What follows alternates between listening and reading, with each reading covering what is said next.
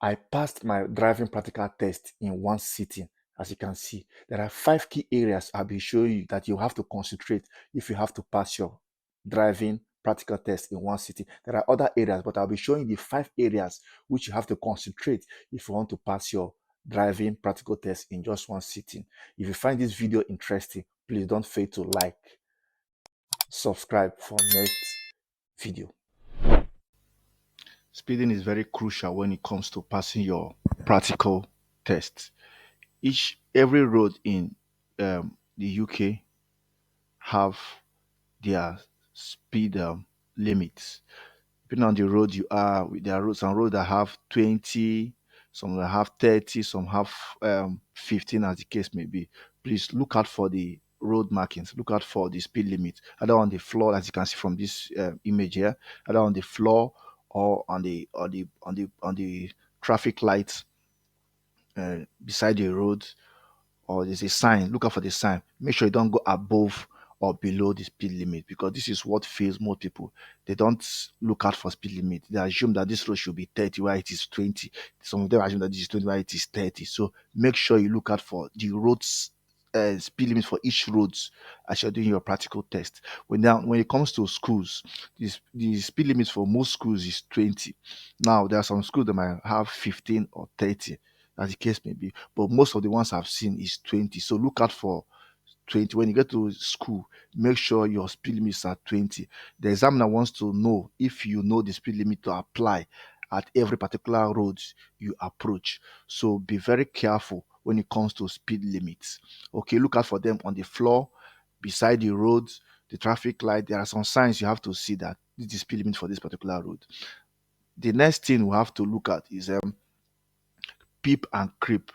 Peep and creep is one of the most important things that fail people during their practical test. What do we mean by peep and creep? Peep and creep simply means when you're approaching a T junction where you have blind spots from your left and your right, and you're not seeing clearly. So you have to peep a little, you creep, you look to your left, you look to your right, you peep a little, you creep. When you make sure that there are no cars coming, you can now proceed. But as you're creeping, eventually a car now is now coming from your left or your right. Please don't go back. If you go back, it's a minor, because the examiner knows that you have to see your blind spot before you move, so he will not penalize you for not going back. So you have to stay there. Once the car passes, you can now go your left or your right, as the case may be.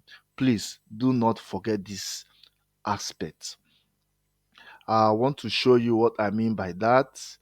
Like, let me show you a clip now. In peeping Look at and creeping, clip. this is your car. As you're coming towards the junction, most junctions, most roads in UK are a little bit narrow. So when you come to this junction, this is your car. You get to this point where you have to wait. This is a car by your right, and this is a car by your left. When you get to this spot, you don't have to move to the road immediately, because there might be some cars coming either from the left or from the right. So what do you do? Now we now use the techniques we call peep and creeping. When you get to this spot, this is your car. You get to this spot, you move a little. That's what we call, you creep. Like when you're creeping, you move a little. You watch your left, you watch your right, you move again until when you get to this point. This is the car. This is a car. This is a car here. When you get to this point, you move a little bit to this point. When you get to this point, where you can now see your left or your right, you now peep very well, you creep a little. If you now get to this spot, I now see that there is a car coming from this left or right side. You have to wait. You don't have to go back, because if you go back, that means you failed.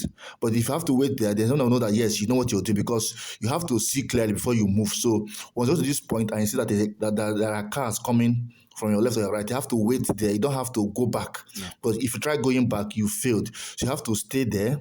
When the car passes and you see that the road is clear for you to move, you can now move. Either you go left, either you go right, or you go left, as the case may be.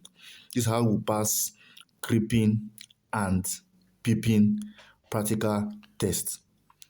All right. Now let me show you In a peeping practical and example. When you approach this junction, you don't move straight. You stop here. You look your see there's a car parked there. You look your right. You look your left. You creep to the road. There's a car coming right now. You wait. You look your right. You look your left. You creep. You watch. You look your right. You see if there are upcoming cars there. You see. You creep out a little. You look your left and right. When there's no car, you now join. Okay. When you approach, The next thing we have to look at for is signaling. This is the most important aspect of practical tests where most people get it wrong and they fail. No, have the major and the minor faults. Here is where people have most of their minor faults when signaling. When you're signaling, when you're signaling on the road, you don't have to signal first before you have to look your left mirror if you're going left, your right mirror if you're going right, the rear mirror, and you signal. You don't just signal because you want to signal. No, you signal first. You look your mirrors first, your left and your right before you signal. Please don't signal before you look your mirrors. Then another thing I want to bring out to you for you to understand again is where when do I signal? When do I know when to signal?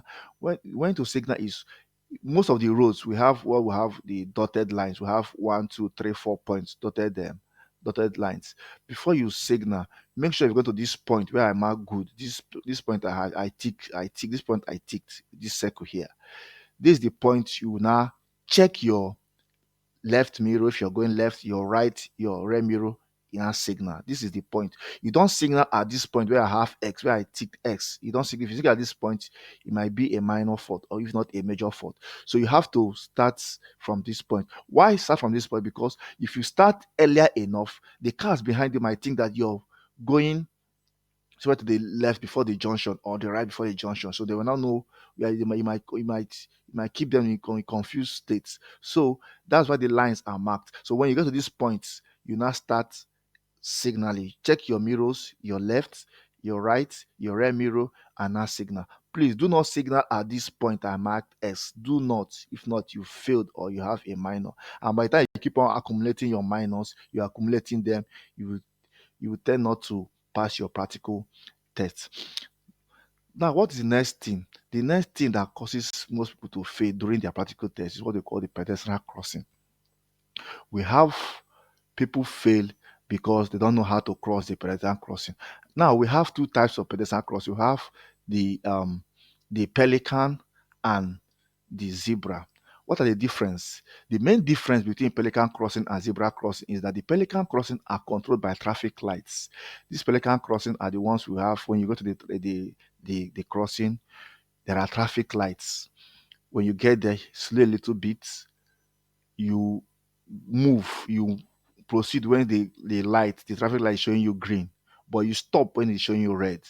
You don't stop when you see people there because they're standing there, you now stop. No. As long as the green light is on, you have to move. Then what's different between these the pelican crossing and the zebra crossing? In the zebra crossing, when you get to the zebra crossing, if there are persons there want to cross, you have to wait. You don't have to cross. You have to wait for them to cross before you proceed. You don't proceed when they are standing there.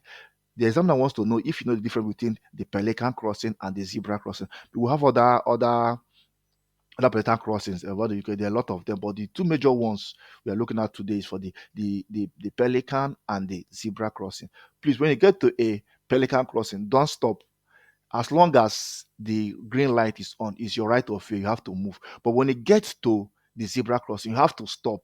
If there are persons standing there to cross, you have to wait for them to cross. When they finish crossing, you cannot go.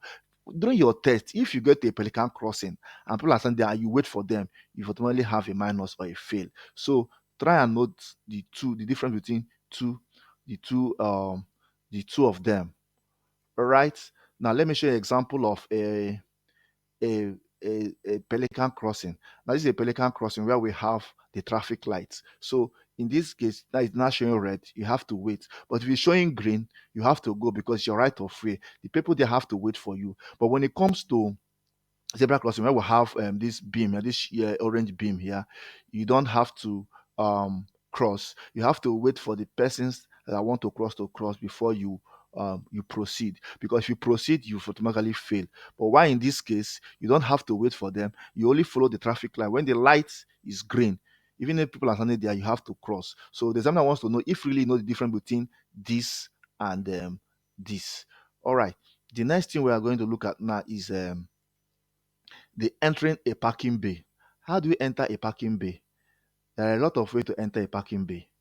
Now we have s- three signs on how to enter a parking bay. You either enter through the back, through your reverse park, or through forward parking. Now in this video, I'll be teaching how to park forward parking. How do I make a forward parking?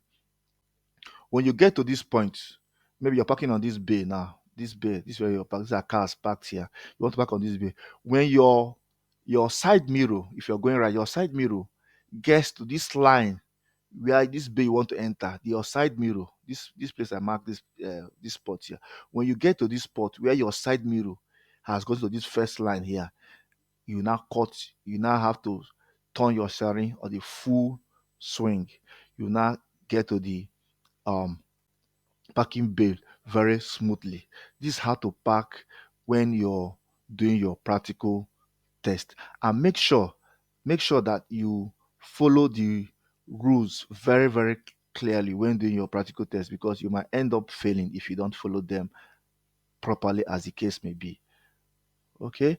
um I'm showing this video just to make you know that it's easy for you to pass a practical test at one sitting when you follow these procedures. Please, I will advise you to go through this video again, study them, practice them as you're doing your training, you're doing your practice at before your test. Make sure you follow these 5 key points that might come out that might help you to pass your practical tests. All right.